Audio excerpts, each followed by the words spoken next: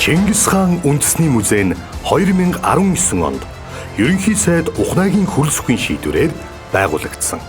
Тус музейд нүүдэлчдийн анхны төр тулс Хүннүгийн эзэн тулсыг үндэслэгч модон шанугаас эхлээд 20 дугаар зууны ихэнх хүртэлх Монголын төр тулсуудын хаад язгууртны үйл ажиллагааг эдэлж хэрэгжилж байсан эдүлгийн зүйлс томоохон бодит үйл явдлыг харуулах 10,000 гаруй их үзмрийг орчин үеийн дэвшилтэт технологи болох AR, QR, VR, интерактив, видео зэрэг техник технологи, уран зураг, гар зураг, баримл, дархны урлал, оёдол хатгамал, макетаар дэглэн үзүүлж байна.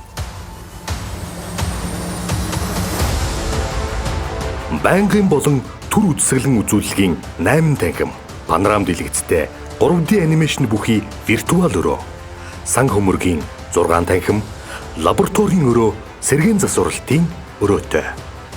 Мөн хурлын их бага танхим, номын сан, уншлагын танхим, музейн боловсрол олгох сургалтын өрөө, кофе шоп, музейн бэлэг дурсгалын дэлгүүртэй.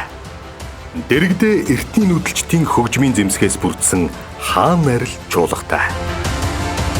Орчин үеийн дэлхийн музейн стандарт шаардлага аюулгүй байдлыг бүрэн хангасан бөгөөд нэг удаа 450-аас 500 үзэгч хүлээн авах хүчин чадалтай.